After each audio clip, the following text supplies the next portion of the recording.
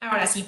Únicamente comentarles, vamos a grabar la sesión de esta tarde para que esté disponible en nuestro canal de YouTube al término de la plática. Así es que ahora sí, a nombre del Centro Cardiovascular, del Centro Médico ABC, les damos la más cordial bienvenida a la plática de esta tarde, que como ven en pantalla es sobre las arritmias del corazón, todo lo que ustedes deben y todos debemos de saber.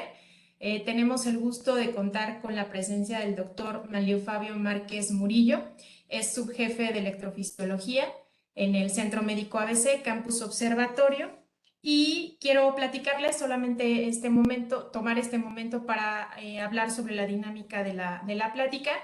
Tenemos considerado que dure 40 minutos la plática.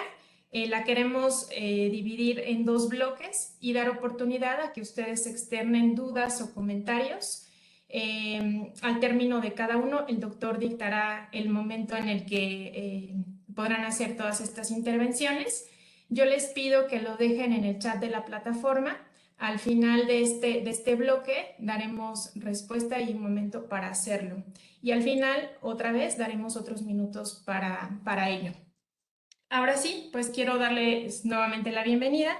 Les presento al médico titular de la plática, el doctor Manlio Fabio Márquez. Les decía, es subjefe de electrofisiología en el Centro Médico ABC.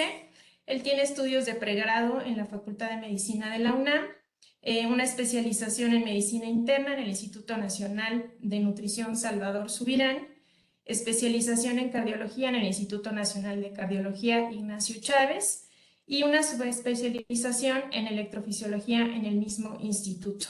Es médico adscrito al servicio de electrocardiología del Instituto Nacional de Cardiología Ignacio Chávez, coordinador de la Alianza contra la Muerte Súbita, una iniciativa de la Sociedad Interamericana de Cardiología, investigador nacional nivel 2 del Sistema Nacional de Investigadores CONACYT y, bueno, entre otras cosas, miembro de la Academia Nacional de Medicina.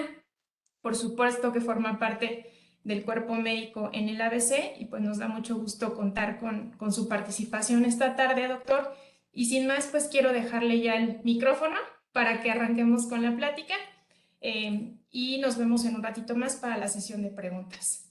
Adelante. Perfecto, perfecto, Erika. Muchísimas gracias. Gracias a todos por acompañarnos esta tarde. Si me pasan la siguiente.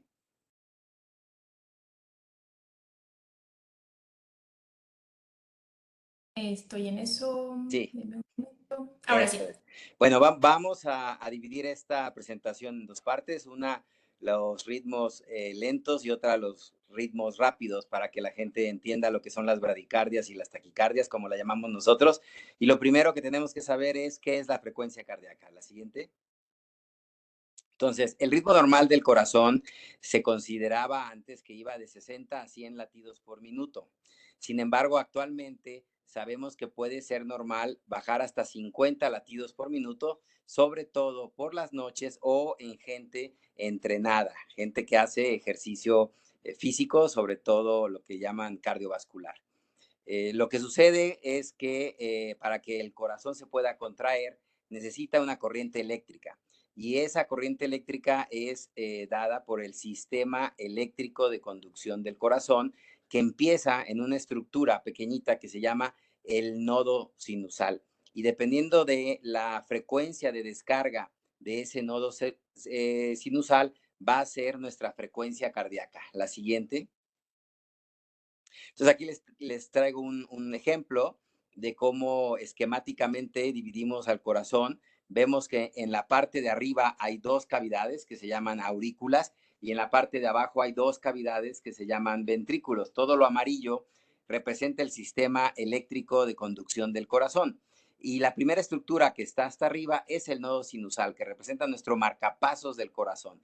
Cada que él dispara, la corriente eléctrica baja hacia el nodo que está entre las aurículas y los ventrículos, que por lo tanto se llama nodo aurículo-ventricular, y de ahí baja como si fuera un árbol, ustedes lo pueden ver, por una parte troncal que le llamamos el haz de His, y de ahí se divide en dos ramas, una rama que va al ventrículo derecho y una rama que va al ventrículo izquierdo, y eso nos da un electrocardiograma normal, como lo pueden ver en la parte de abajo. Si ustedes se fijan, la pared de las aurículas, de las cavidades que están arriba son delgaditas y por eso la onda que las representa es la onda pequeñita, la primera onda pequeñita. En cambio, las cavidades de abajo tienen una pared muscular mucho más gruesa y por eso la onda que las representa en el electrocardiograma es la onda grande, alta, que sigue a la onda pequeñita. Y ya la tercera onda es una onda intermedia que es la de recuperación. Nosotros le llamamos de repolarización. La que sigue. Entonces, les comentaba que el nodo sinusal es el marcapasos biológico del corazón. ¿Y de qué depende que esté en 50, 60, 70 o más latidos por minuto? Del sistema nervioso autónomo. El sistema nervioso autónomo tiene dos componentes. El sistema simpático, que es el de la adrenalina, que acelera el nodo sinusal y por lo tanto acelera nuestro corazón. Y el sistema parasimpático, que es el nervio vago, que ese frena la frecuencia de disparo del nodo sinusal y por lo tanto disminuye nuestra frecuencia cardíaca. La que sigue. Entonces, este es uno de los ejemplos más típicos de una frecuencia cardíaca normal y un ritmo normal, pero que sin embargo recibe un nombre que no es normal. Se llama arritmia sinusal respiratoria. Quiere decir que cuando nosotros tenemos la respiración, se ve afectado este sistema nervioso autónomo y entonces cuando uno hace una inspiración profunda, disminuye la frecuencia cardíaca y cuando uno exhala aumenta la frecuencia cardíaca. Esto es normal, completamente normal.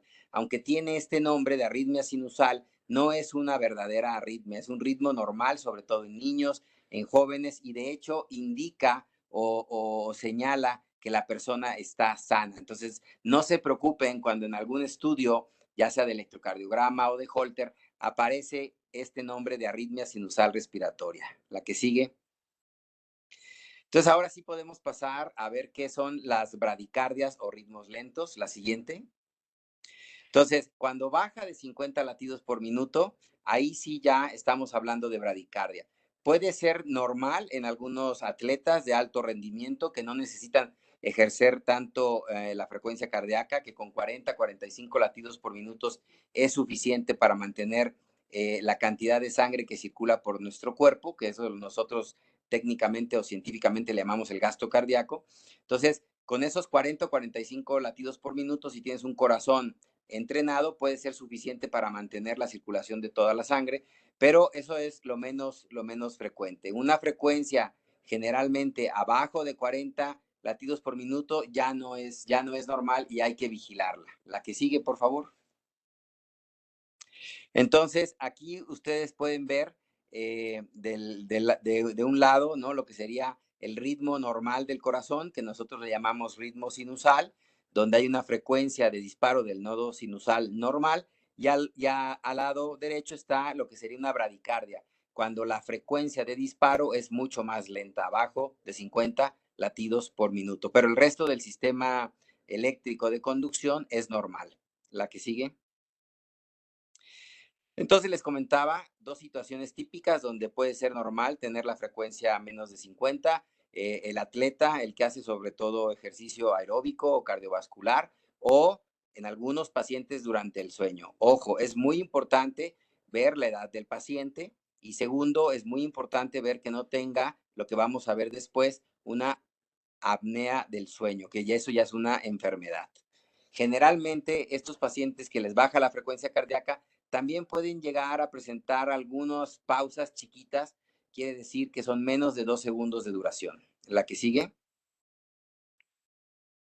Entonces, el diagnóstico de la bradicardia pues requiere de tomarse el pulso, esa es la parte más importante y medirlo. Pero obviamente hay que hacer una historia clínica y hay que hacer un interrogatorio para ver si es alguien que hace mucho ejercicio, etcétera, etcétera. Y ya como medidas de diagnóstico tenemos en primer lugar el electrocardiograma, que es el registro de la actividad eléctrica del corazón, ¿sí? O se puede hacer un monitoreo Holter, que es una grabadora que se coloca con unos parches que van en el pecho y que habitualmente hay de 24 y 48 horas. Sin embargo, actualmente ya tenemos también monitoreos de este tipo Holter, que se llaman así por el que diseñó esta grabadora por primera vez, Norman Holter.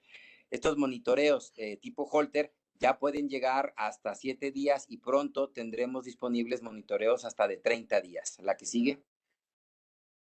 Entonces, este es un ejemplo de un electrocardiograma de superficie donde ustedes pueden ver que hay como muchas rayitas. Cada una de esas rayitas representa un latido cardíaco y en realidad podríamos decir que el electrocardiograma, todos esos electrodos que ustedes pueden ver en el pecho, están registrando desde diferentes vistas la actividad eléctrica del corazón y eso nos permite a nosotros deducir qué es lo que está pasando en el ritmo cardíaco. La que sigue. Entonces, ¿cuándo nos debemos de preocupar? Bueno, cuando una bradicardia se acompaña de sensación de desmayo o desmayo, ahí sí nos debemos de preocupar. Si esta frecuencia cardíaca disminuye durante el día, ya no solamente durante la noche, sino durante el día, o cuando el pulso es totalmente irregular, porque eso puede señalar o un bloqueo cardíaco o una arritmia que se conoce como fibrilación auricular. Y entonces ahí sí nos tenemos que preocupar. La que sigue, por favor. Bueno, ¿qué es un bloqueo cardíaco? Ahora hablando ya de esto, un bloqueo cardíaco ocurre ya no en el nodo sinusal, que es nuestro marcapasos, sino en el nodo aurículo-ventricular, el que les comentaba yo que está entre la parte de arriba, que son las aurículas, y la parte de abajo, que son los ventrículos, por eso se llama aurículo ventricular.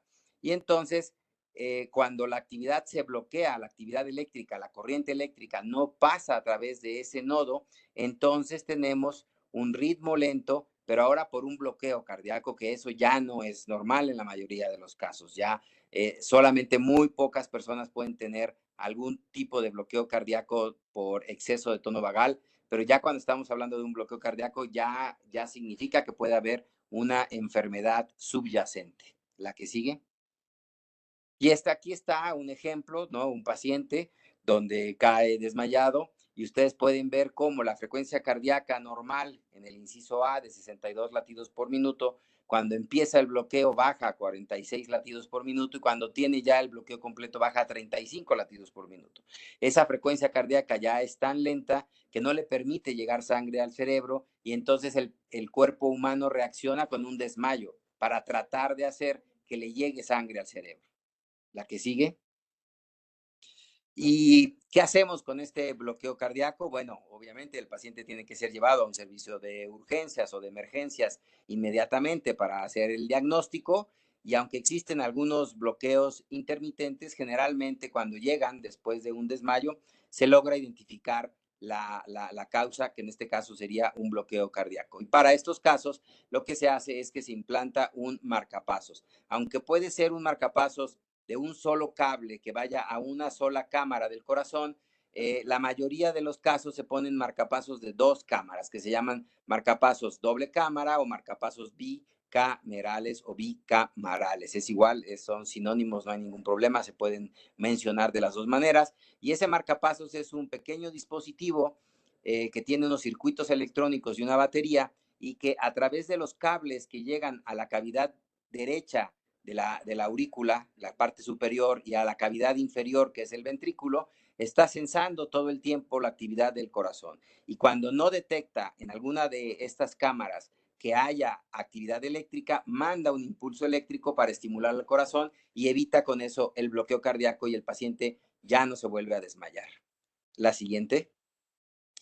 Tenemos otras causas que no son del corazón, eso es muy importante, no todo es un problema cardíaco. Por ejemplo, les decía yo, la apnea del sueño, y ahí está un ejemplo de cómo a alguien cuando se acuesta a dormir se le cierra la vía aérea porque se cae toda la parte de la lengua hacia la faringe y se cierra la vía aérea. Entonces estas personas, para poder respirar, empiezan a roncar muy fuerte. Es la señal que manda el cerebro, empiezan a roncar muy fuerte, con eso se abre la vía aérea y pueden otra vez tener circulación y oxigenación hasta que otra vez se vuelve a caer y este es un círculo vicioso que se da a lo largo de toda la noche y durante los periodos en los que está cerrado se le llama apnea porque no hay respiración. El paciente literalmente deja de respirar por 2 o 3 segundos o más y entonces ¿qué sucede? Que baja la oxigenación a mucho menos de 90, puede bajar a 60, 70 y entonces el corazón responde con ritmos lentos, con bradicardia. Entonces eso hay que estar muy pendiente, sobre todo cuando la bradicardia es en la noche.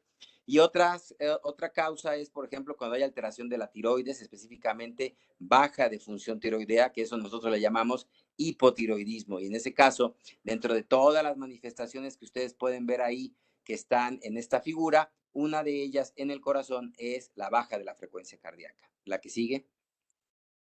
Entonces, terminamos, digamos, esta primera parte de lo que serían los ritmos lentos, las bradicardias, y yo quisiera escuchar preguntas, comentarios, si es que hay, es que en el chat o si los quieren hacer en vivo, para ir dándole continuidad a esto de mejor manera y más dinámico, hacer esto más dinámico. Erika, si me ayudas.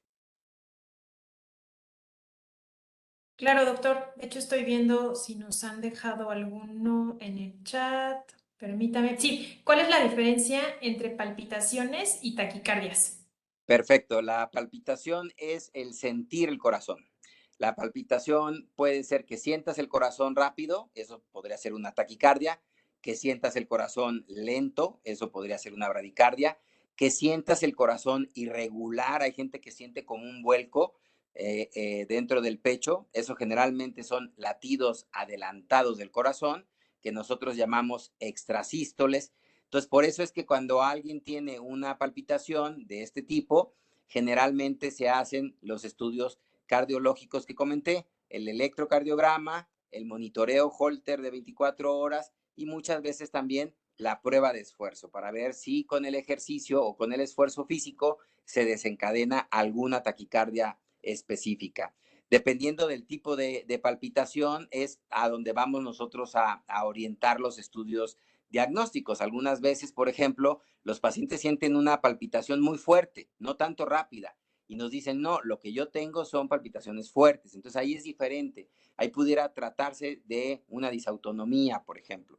Algunas otras personas tienen la palpitación cuando se ponen de pie. Justo al momento de ponerse de pie, se acelera el corazón mucho para tratar de mantener la presión arterial, en algunos casos que nosotros llamamos disautonomía, que es cuando el sistema nervioso autónomo que les comenté al principio de la plática, que tiene su componente simpático y parasimpático, no está bien regulado y entonces al momento que uno se pone de pie, no mantienen la presión arterial, se baja un poquito la presión arterial, no le llega tanta sangre al cerebro y entonces sienten mareo, sensación de desmayo o incluso se pueden llegar a desmayar y junto con eso algunos sienten taquicardia porque están tratando de compensar.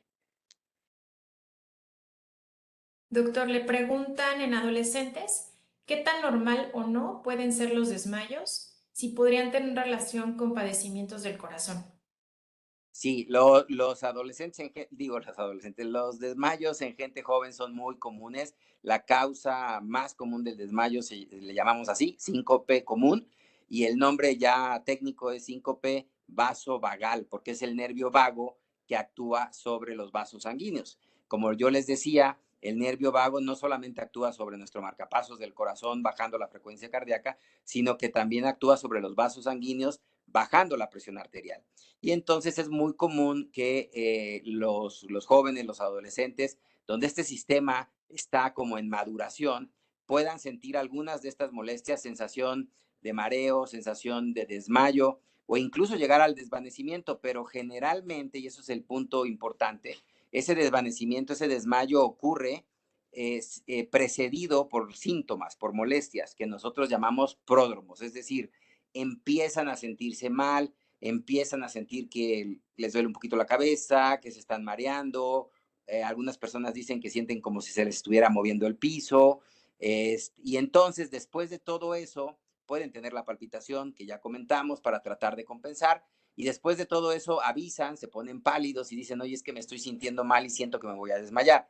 Ese, digamos, es el síncope común, que puede tener un desencadenante. Muchas veces, por ejemplo, es al momento de que le toman una muestra de sangre, el piquete de la venopunción, de la punción de la vena, puede desencadenar toda esta reacción, incluso ver sangre, al momento que empiezan a extraer la sangre, se desmayan. A veces hay un desencadenante muy típico, el dolor, por ejemplo, también es muy, muy característico, pero a veces no hay ningún desencadenante, pero sí hay todos estos síntomas o molestias previos al desmayo que nos indican a nosotros que se trata de un síncope común. Lo que no es común es que el desmayo ocurra de manera súbita, sin previo aviso, sin pródromos que le llamamos nosotros, y que incluso puedan por eso tener un golpe en la cabeza, por ejemplo, tener lo que nosotros llamamos un traumatismo cráneoencefálico, tener un golpe en la cabeza, eso ya es diferente, eso ya hablaría de un síncope que se debe de estudiar necesariamente para ver cuál puede ser la causa, porque hay todo un panorama muy grande,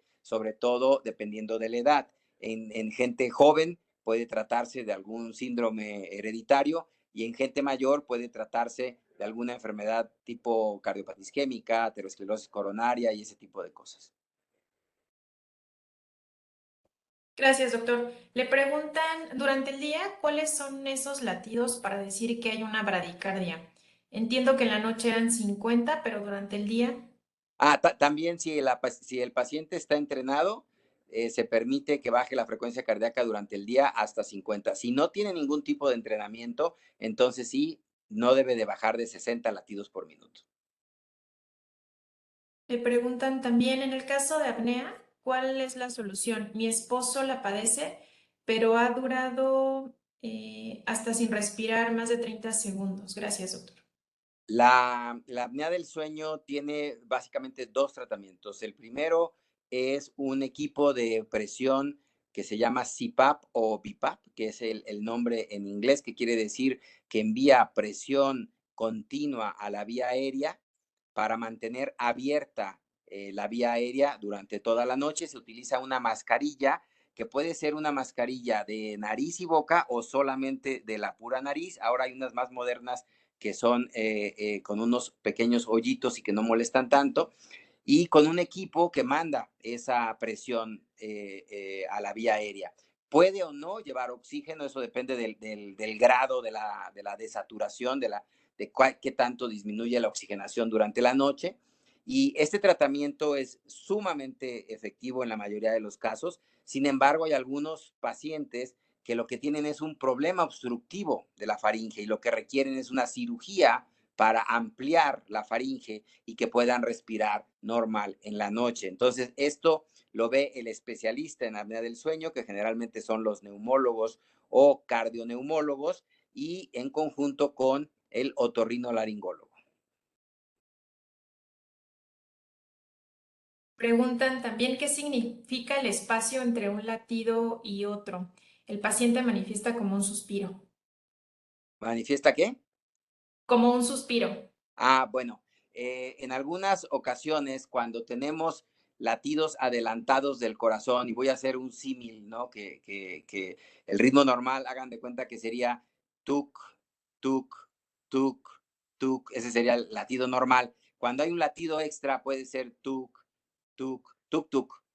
Y después hay una pequeña pausa. Después de ese latido que se adelanta, hay una pequeña pausa. Y algunas personas sienten esa pequeña pausa. Hay quien siente el vuelco del corazón, que es cuando se adelanta el latido. Hay quien siente esta pequeña pausa como un suspiro o como que le falta un poquito el aire, o incluso de plano dicen, es que siento que me falta el latido.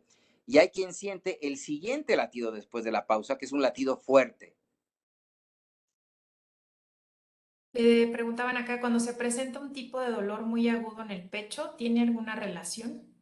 Me imagino que con alguna bradicardia o taquicardia. Exactamente. Solamente que el dolor sea opresivo y que ocupe, digamos, el tamaño de la palma de la mano en el lado izquierdo. Ese es el verdadero dolor de angina de pecho, que obviamente traduciría falta de sangre al corazón y por lo tanto esa misma falta de sangre al corazón puede condicionar una bradicardia o un bloqueo cardíaco, pero no los piquetes. A lo que voy es a lo siguiente, muchísima gente tenemos piquetes en el pecho, a veces del lado derecho, a veces del lado izquierdo y a veces es siempre en la misma zona. La diferencia es que la mayoría de las veces te lo pueden señalar con un dedo. Te dicen, ¿dónde le duele? Aquí. Exactamente te pueden decir dónde le duele. Entonces, ese dolor rara vez es del corazón. El dolor del corazón es un dolor muy intenso, se siente como una opresión en el pecho y se acompaña de palidez, de sudoración, incluso de ganas de vomitar. Es algo que cuando tú ves a la persona dices, sí se ve mal.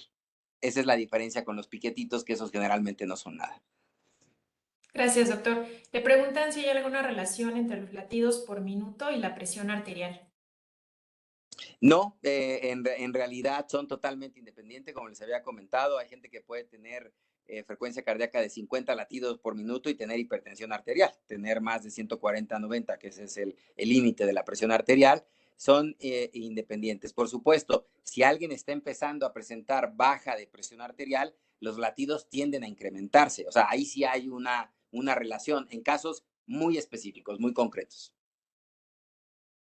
Doctor, le preguntan también si la bradicardia sinusal, que tiene 49,53 latidos por minuto y el paciente no practica deporte, es normal, ya que los síntomas son cansancio, falta de aire, sueño. Habitualmente eso ya no es normal. Está, digamos, en el límite de lo normal porque está entre 49 y 53, el promedio sería 50-51, pero tiene síntomas, tiene molestias. Entonces, ese paciente, ese individuo, se debe de investigar. Se le debe de investigar apnea del sueño y se le debe de hacer un Holter de 24-48 horas. Le preguntaban aquí si era necesario un marcapaso en este caso puntual. Para determinar el marcapaso necesitamos el Holter y la prueba de esfuerzo. De acuerdo. Ahorita respondo, bueno, aprovecho. Preguntan si pueden tener acceso a la grabación. Sí, les comentaba al inicio que en el canal de YouTube estará disponible la plática. Le preguntan también, doctor, ¿así puede profundizar un poco más sobre disautonomía? ¿Qué es? ¿Qué es la disautonomía? Es una alteración, una disfunción o disregulación del sistema nervioso autónomo, de ahí su nombre, que es este simpático y parasimpático, donde el sistema barorreflejo, que es el que hace que cuando uno se pone de pie se mantenga la presión arterial, ese sistema que debe de actuar en milisegundos tarda un poco más de lo normal y entonces se baja la sangre hacia las piernas y se baja la presión arterial y entonces no le llega sangre al cerebro y la gente siente que se marea, siente sensación de desmayo y en algunos casos puede llegar incluso a desmayarse. Le preguntan también si puede la torvastatina, si se toma diariamente, eliminar una placa ateromatosa. Bueno, no es parte de este tema, pero no la puede eliminar porque se requieren dosis muy altas para hacerlo. Sí se podría, pero las dosis generalmente son tóxicas. Entonces, lo que hacemos es que damos dosis adecuadas para evitar toxicidad que mantengan o estabilicen esas placas y que no sigan creciendo. Pero bueno, ese ya es otro tema. Si quieres, pasamos a lo de taquicardias. Sí, una última pregunta, doctor. Sí. Cuestionan aquí sobre cuál es la forma casera, por decirlo de alguna manera, de medir la frecuencia cardíaca. Bueno, se toma el pulso que está en la muñeca, digamos que tomamos la mano y donde está nuestro pulgar, ¿sí? Justo donde está la muñeca tenemos un par de tendones que son fácilmente visibles y se pueden tocar. Y en la parte superior del tendón, si ponemos el dedo de esta manera, en la parte superior de ese tendón podemos poner uno o dos dedos, depende cada quien como quiera hacerlo. Generalmente se ponen dos para tener obviamente mayor área de sensado y entonces ahí vamos nosotros a sentir nuestro pulso. Es muy importante que la gente aprenda a sentir su pulso. ¿Por qué? Por si en algún momento tiene una palpitación, si en algún momento tiene una sensación de taquicardia o algo, con eso, si tú te mides este pulso en un minuto, puedes ya saber cuál es tu frecuencia cardíaca. Por supuesto que tenemos otros métodos, si tienes un oxímetro, si tienes un baumanómetro, el baumanómetro automático también te da la frecuencia cardíaca, pero esas son las maneras simples. Ahora sí, doctor. Bueno, Sí. entonces pasemos a taquicardias, que son los ritmos rápidos, la siguiente. Entonces, aquí el límite es 100 latidos por minuto. Alguien puede decir, es que tengo taquicardia. ¿Y cuál es tu frecuencia cardíaca? 80 por minuto. Eso no es taquicardia. Puede ser que estés sintiendo palpitaciones, como lo comentamos, fuertes, pero no es taquicardia. A veces, algunas personas me dicen, es que yo soy de 60 y tengo 80. Bueno, no existe como tal un término de taquicardia relativa, pero bueno, para esa persona está un poco acelerado su ritmo, ¿no? Pero una taquicardia real es aquella que es más de 100 latidos por minuto. Pueden ser ritmos rápidos regulares o pueden ser ritmos rápidos irregulares. Los dos, Cuando ya no son normales, porque pueden ser normales, les comentaba yo, en algunos casos son para compensar una pequeña baja de presión arterial, o en caso de que alguien tiene un estrés, un susto, etcétera, pues puede ser normal que se acelere el corazón arriba de 100 latidos por minuto, no más de 120, 130, por supuesto. Pero ya si alguien tiene 150, 180 latidos por minuto, entonces ya estamos generalmente ante una taquiarritmia, que así le llamamos cuando ya es una enfermedad. Y este ritmo puede tener molestias, aparte de las palpitaciones, puede haber en algunos casos sensación de desmayo y obviamente se puede acompañar de algunas complicaciones dependiendo del tipo de taquicardia, dependiendo del tipo de taquiarritmia, es que puede o no haber una complicación. Por eso es que es muy importante acudir a tomar un electrocardiograma en el momento que el paciente tiene la taquicardia. Eso es sumamente útil, porque luego quieren o van a la consulta ya con el ritmo normal y es muy difícil saber qué es lo que está pasando y tenemos que hacer muchos estudios, como ya comenté, para tratar de identificarlas. Si nosotros logramos llegar con la taquicardia a un servicio de urgencias, a un servicio de diagnóstico cardiovascular, al centro cardiovascular del ABC, etcétera, entonces nos toman un electro y ahí nos van a encontrar si realmente tenemos una taquiarritmia o no. La siguiente. Entonces, cuando, igual que les había comentado, ¿no? Cuando una taquicardia ya está condicionando síntomas, estos pueden ser, aparte de las palpitaciones, los desmayos, la sensación de aturdimiento, gran debilidad, puede haber dolor en el pecho si esta taquicardia es reflejo de una falta de sangre al corazón, como está en el esquema. Vean cómo el señor se lleva las dos manos al corazón. No es un dolor, les decía yo, de un puntito. O cuando hay un desmayo. Si un paciente ya tiene una enfermedad cardíaca conocida, pues la taquicardia puede empeorar esa enfermedad cardíaca. Si un paciente, por ejemplo, tiene angina de pecho y le da taquicardia, pues le va a dar más angina de pecho. O si tiene insuficiencia cardíaca y le da una taquicardia, se puede descompensar de la insuficiencia cardíaca. La que sigue. Entonces, la principal herramienta diagnóstica es el electrocardiograma, que debe de realizarse en el momento de la taquicardia. Si no lo tenemos, entonces podemos hacer la prueba de esfuerzo, podemos hacer el monitoreo Holter, que ya comentamos, y muchas veces en estos casos sí es necesario hacer un ecocardiograma, que es el ultrasonido del corazón, para ver la estructura del corazón, para ver si el corazón estructuralmente está sano o está enfermo. En algunas situaciones, cuando no logramos llegar al diagnóstico con todo esto, se tiene que hacer un estudio específico que se llama estudio electrofisiológico, que es un tipo especial de cateterismo cardíaco que se utiliza para estimular al corazón y provocar la taquicardia. La que sigue. Entonces aquí tenemos un ejemplo nuevamente de un electrocardiograma. En la parte de abajo del electrocardiograma estaría la prueba de esfuerzo, que es una caminadora en una banda sin fin. El paciente está conectado con electrodos a una computadora que va registrando la actividad eléctrica todo el tiempo. Luego tenemos del otro lado nuevamente el ejemplo del Holter, donde los electrodos solamente van en el pecho, y abajo un ecocardiograma donde se ve la imagen del corazón. La que sigue. Entonces, las taquicardias las dividimos en dos grandes grupos, las que están en la parte de abajo del corazón, que son los ventrículos, y las que están en la parte de arriba del corazón, que son las aurículas, y por lo tanto se llaman supraventriculares. Las taquicardias supraventriculares generalmente son benignas, aunque pueden ir muy rápido, 200, 220 latidos por minuto, dependiendo de cada paciente. eh, y incluyen la modalidad de la taquicardia supraventricular tal cual, la fibrilación auricular y el flóter auricular. La diferencia entre la fibrilación y el flóter es que en el flóter hay un circuito dentro de la aurícula que está continuamente girando.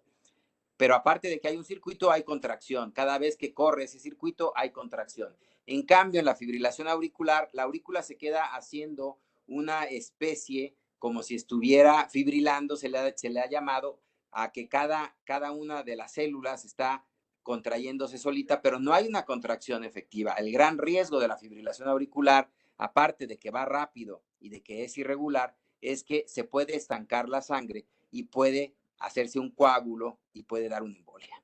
Por eso es muy importante distinguir entre estos tres tipos, digamos, muy generales de taquicardias supraventricular, que es la taquicardia supraventricular per se, la fibrilación auricular y el flóter auricular. Entonces, este es un ejemplo de un ritmo normal del corazón, donde hay una primera onda pequeñita, que les decía yo que es la aurícula, y luego una onda grande, que es el ventrículo. Ese es el ritmo normal, y ustedes pueden ver que estos latidos van muy parejitos. La que sigue.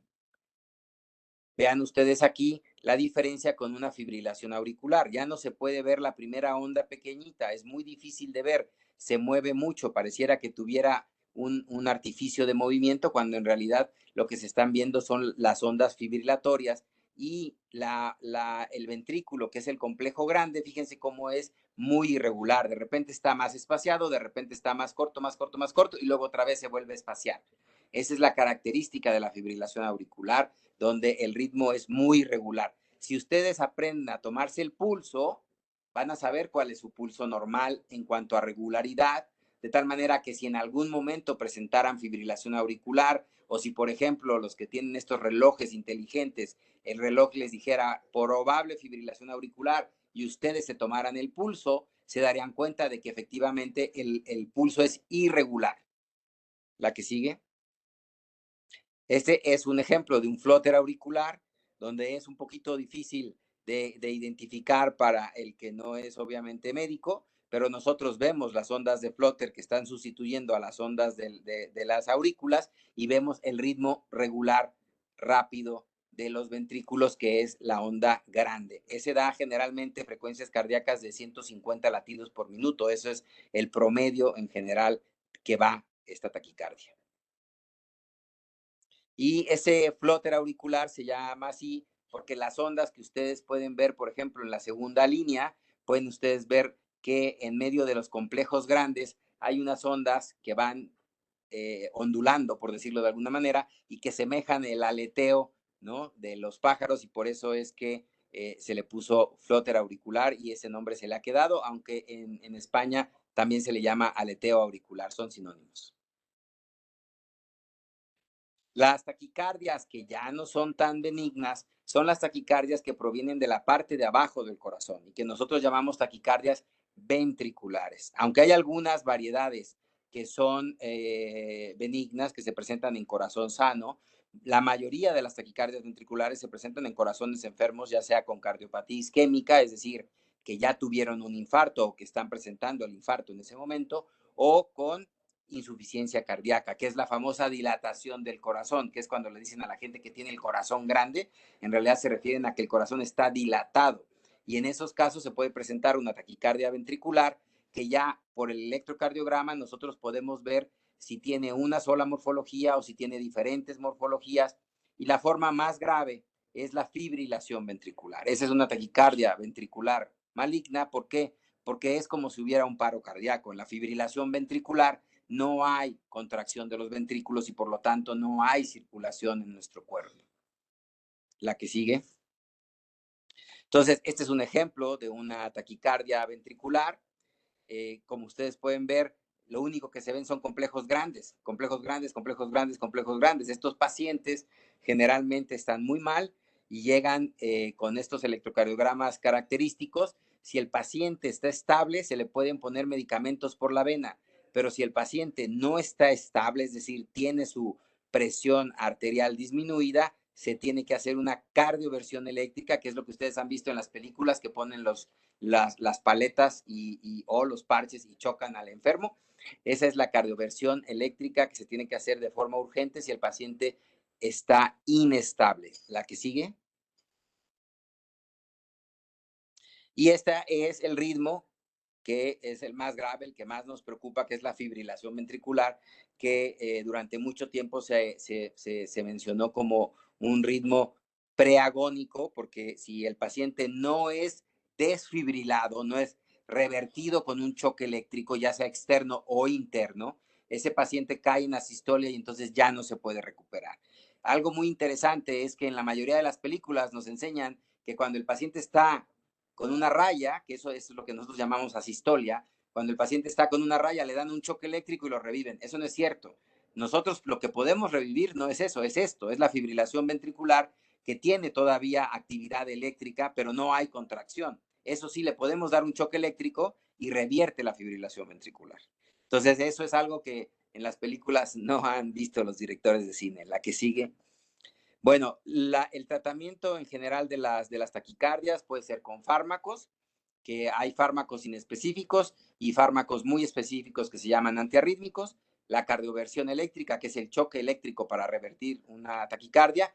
Cuando se trata de una fibrilación, le llamamos específicamente desfibrilación, y en algunos casos los pacientes pueden ser llevados no en forma aguda, sino ya en forma, ya una vez que está estable el paciente, se puede llevar a la sala de hemodinamia, a la sala de intervencionismo y hacer una ablación con catéter, que es quitar el sitio que está originando la taquicardia. Ese es un procedimiento de alta especialidad que realizamos en el Centro Médico ABC, en ambos campus, Santa Fe y Observatorio. Tenemos todo el personal dedicado para eso, con médicos electrofisiólogos certificados y vigentes por el Consejo Mexicano de Cardiología. ¿La que sigue? Entonces, este es el ejemplo que ustedes seguramente han visto de la cardioversión o desfibrilación que puede realizarse adentro del hospital con ese equipo amarillo, grandote, con esas palas que ustedes están viendo ahí, que así le llamamos nosotros, o con los equipos ambulatorios, que esos se llaman habitualmente DEAS, desfibrilador externo automático, que lleva un par de parches que se colocan sobre el pecho. El equipo dice exactamente dónde debe de ir cada parche para que cualquier persona lo pueda utilizar, pero por supuesto lo ideal es que haya un entrenamiento previo en reanimación cardiopulmonar y en el uso de este desfibrilador, que la verdad es muy sencillo de emplear. El propio desfibrilador externo automático te va diciendo los pasos, te dice coloque los parches, te dice retírese, te dice voy a dar el choque, etcétera. Entonces es algo que puede salvar la vida de una persona y que ustedes seguramente han visto en los aeropuertos y en algunos centros comerciales. La que sigue. Otros tratamientos son los desfibriladores, que les comentaba que se pueden poner en instituciones como el Centro Médico ABC. Los desfibriladores implantables van por las venas, se llaman transvenosos. Tenemos que agarrar una venita que está abajo de la clavícula, se llama la vena subclavia, y desde ahí metemos uno o dos cables también adentro del corazón. Digamos que son equipos muy parecidos al marcapasos, pero sumamente más sofisticados porque están detectando todo el tiempo monitoreando la actividad eléctrica del corazón, y cuando detectan una taquicardia o una fibrilación ventricular, aplican un choque eléctrico. Eso obviamente es algo que se programa. La anterior, tantito. Y en el otro lado vemos un desfibrilador subcutáneo. Eso es lo más nuevo, es lo más novedoso que existe. Ya lo estamos haciendo en México. Ese desfibrilador va por fuera de la caja torácica, por abajo de la piel, y lleva un cable que va por todo por abajo de la piel, ¿sí? Pero nada por dentro del corazón. Entonces no estamos invadiendo el corazón, no estamos metiendo cables adentro de las cavidades cardíacas. La que sigue. Y eso es lo que yo les muestro en esta diapositiva. El desfibrilador automático implantable, generalmente nos referimos a él como DAI, en otros países le llaman diferente, pero nosotros en México le llamamos desfibrilador automático implantable, y lo que hace es detectar si el paciente hace taquicardia ventricular, puede hacer una estimulación rápida y parar la taquicardia ventricular, o si tiene una fibrilación, inmediatamente dar un choque eléctrico. El desfibrilador subcutáneo, que es el dispositivo más novedoso, solamente puede desfibrilar, no puede dar terapias y no puede dar tampoco estimulación cardíaca como si fuera un marcapaso. Esa digamos que es la desventaja nada más. La que sigue. Y entonces, bueno, este es un panorama así muy amplio, obviamente, el de las taquicardias. Me gustaría nuevamente volver con Erika para las preguntas y comentarios que puedan tener. Gracias, doctor. Le preguntan cómo se tratan o corrigen las arritmias en el estudio electrofisiológico. Bueno, el estudio electrofisiológico es la parte diagnóstica, y ya que tenemos el diagnóstico, hacemos la parte terapéutica, que es la ablación con catéter. El catéter tiene una punta pequeñita de 4, algunos son de 8 milímetros, pero la mayoría son de 3.5 a 4 milímetros, y con eso nosotros, a través de una energía específica que se llama radiofrecuencia, podemos provocar una pequeña quemadura donde esté el sitio anormal que está originando la arritmia. También se puede utilizar otro tipo de energía que se llama crioablación porque es energía fría y al final el frío también puede quemar y también eliminamos la actividad eléctrica normal. Esa crioablación se usa específicamente para la fibrilación auricular. Gracias, doctor. Le preguntan, bueno, le comentan aquí, me voy a someter a una cirugía en lumbares. En los exámenes preoperatorios me descubrieron una arritmia cardíaca y el doctor me mandó una pastilla de Xarelto cada día y autorizó a que sea sometido a la cirugía. Originalmente me iban a poner un holter de 24 horas, sin embargo, después de un electro, me comentó el doctor que ya no era necesario. Platicando con mis hermanos, entendemos que puede ser hereditario, ya que mi mamá lo tenía y mis hermanos también. ¿Es correcto? Sí, es correcto. La arritmia es muy probablemente que se trate de una fibrilación auricular o fibrilación atrial, son sinónimos, que es la arritmia que les comenté, donde la parte de arriba, las aurículas, se queda nada más haciendo una fibrilación, no hay una contracción efectiva, por lo tanto la sangre se queda, digamos, como estancada, no circula como debería de circular, y ese estancamiento favorece que se hagan coágulos y por eso se les dan anticoagulantes como el Xarelto o el Eliquis o el Dabigatran para tratar de prevenir esos coágulos y que esos vayan al cerebro y hagan una embolia. Si el diagnóstico ya está establecido y tiene varios electrocardiogramas con la arritmia, pues lo más probable es que se trate de una arritmia ya permanente. En algunas ocasiones, cuando la arritmia no es permanente, sino que es intermitente, que nosotros le llamamos paroxística, es cuando pedimos a fuerzas el holter de 24, 48 horas o 7 días para ver qué tantos episodios tiene.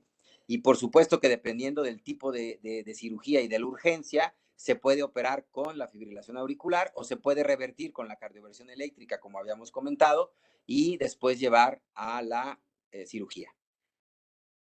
Gracias, doctor. ¿Cuándo puedo reincorporarme al trabajo tras una ablación? Bueno, normalmente les pedimos 7 días de reposo en casa, sobre todo por la ingle, que es por donde nosotros entramos. Es muy raro, solo muy pocos centros llegan a realizar el cateterismo para las arritmias por la radial. Eso lo hacen los hemodinamistas para las coronarias. Pero nosotros no, nosotros entramos 98% de los casos por la ingle. Entonces, esa ingle la debemos de cuidar y son 7 días de reposo en casa para que esa ingle se recupere, el vasito que nosotros agarramos para entrar se recupere y después ya pueden reincorporarse al trabajo, pero sin hacer esfuerzos físicos intensos. Les pedimos que durante un mes, 30 días, no hagan esfuerzos físicos intensos, pero reincorporarse al trabajo, manejar y todo eso, a la semana ya lo pueden hacer. Gracias, doctor. Le preguntan si es dolorosa una cardioversión eléctrica. Se hace con el paciente completamente dormido, no sienten nada. Si me hago una ablación, ¿podré dejar de tomar tratamiento anticoagulante? Así es, efectivamente, dependiendo del tipo de arritmia, en muchos casos se pueden suspender los medicamentos, principalmente los antiarrítmicos. Los anticoagulantes, eso es muy variable, depende, por ejemplo, si es una ablación de fibrilación auricular, a veces se tienen que quedar un tiempo prolongado con el anticoagulante porque pueden haber recurrencias. A diferencia de otras arritmias, como las arritmias que mencionamos que se llaman taquicardia supraventricular, donde tenemos porcentajes de éxito del 98-99%, flóter auricular, donde el porcentaje de éxito también es del 97%. En la fibrilación auricular, el porcentaje de éxito es cercano al 70%. Entonces hay un 30% de probabilidad de recurrencia y por eso es que no podemos suspender tan fácilmente el anticoagulante porque puede volver y podemos tener una complicación. Doctor, le preguntan también si una arritmia me puede causar otros problemas de salud. No, no, no, no, solamente que sea una arritmia sostenida, es decir, algunas personas tienen una taquicardia todo el tiempo están en 130, 150 latidos por minuto a las 24 horas del día durante meses. Y entonces eso sí puede afectar al corazón y eso tiene un nombre específico, se llama miocardiopatía por taquicardia. Nosotros lo abreviamos, por llamarlo de alguna manera, como taquicardiomiopatía. En esos casos, cuando nosotros quitamos la taquicardia, se revierte la enfermedad cardíaca, pero fuera de ahí, no.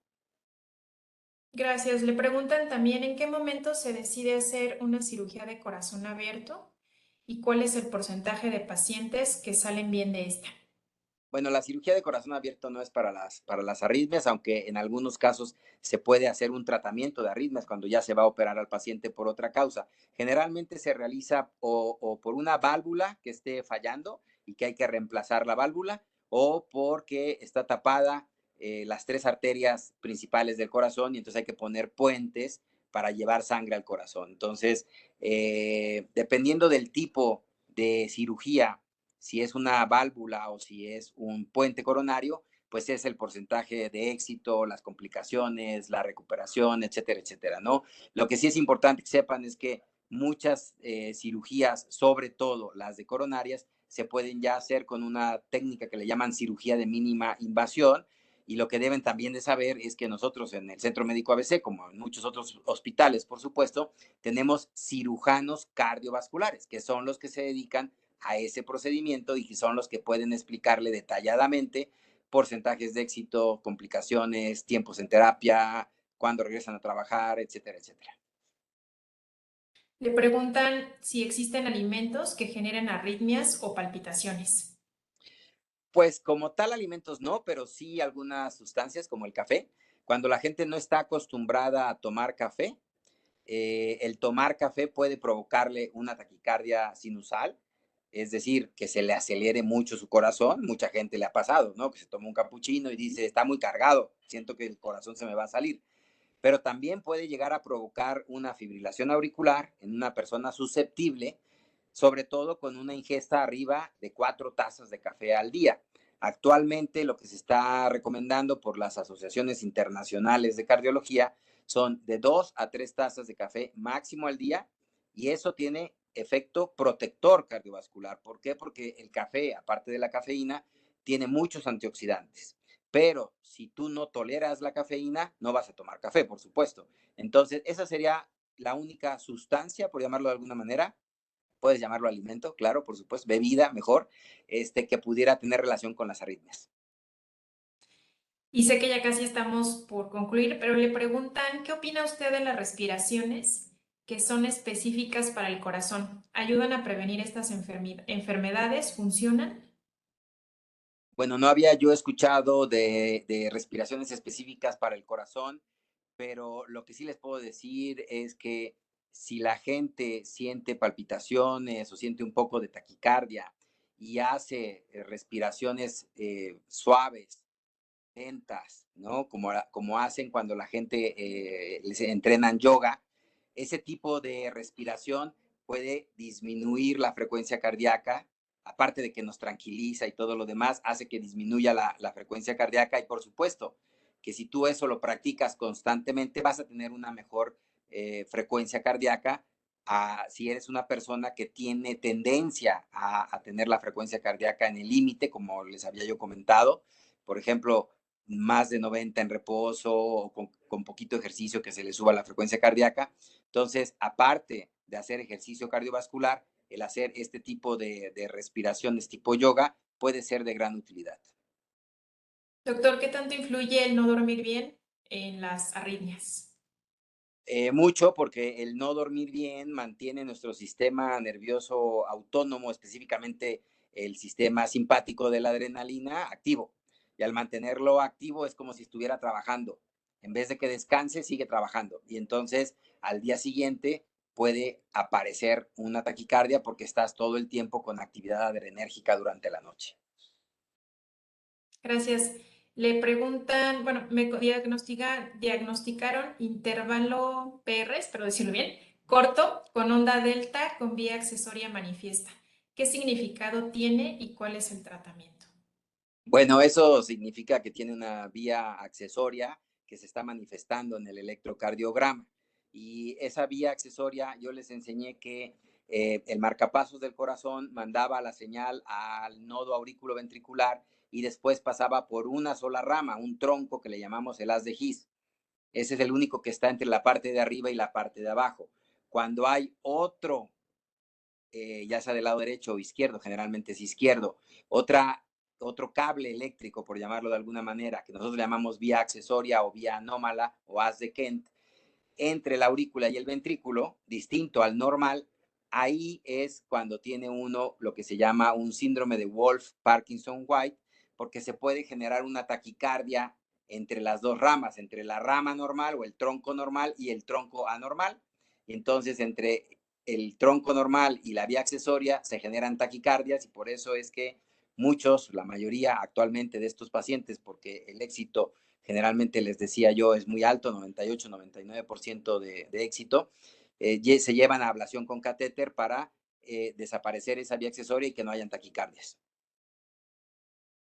Doctor, no lo va a creer, pero hemos terminado con las dudas. Eh, Perfecto. la verdad, el tiempo estimado que teníamos para la plática, y a mí no me queda más que agradecerle que haya dado esta sesión, pedirle a todos que si quedan algunas dudas, comentarios, que se quedan con el nombre del doctor, lo pueden encontrar en nuestro directorio, ponerse en contacto con nosotros por redes sociales, a través de la plática que subiremos al canal de YouTube. Y espero que nos veamos muy pronto, doctor, para alguna otra charla. Claro que Eh, sí. y pues pedirle si quiere concluir con alguna idea. Así Sí, más que nada es. quisiera recordarles que el Centro Médico ABC está haciendo todo esto porque el mes de septiembre es, digamos, el mes del corazón. Específicamente el 29 de septiembre es el Día Mundial del Corazón, y por eso ustedes, si se meten a las redes sociales, van a ver mucho al respecto de esto por parte de todas las sociedades cardiológicas, la Sociedad Mexicana de Cardiología, la Sociedad Nacional de Cardiólogos de México y obviamente las sociedades a nivel mundial. Están todas trabajando este mes a favor del corazón con campañas como esta que hicimos en el Centro Médico ABC para difundir al público general qué es lo que está pasando con el corazón y se puedan atender a tiempo y en forma temprana, expedita, y que estemos todos bien de salud, que es lo más importante en esta vida. Muchas gracias y muy buena tarde a todos. Buenas tardes. Hasta luego. Hasta luego.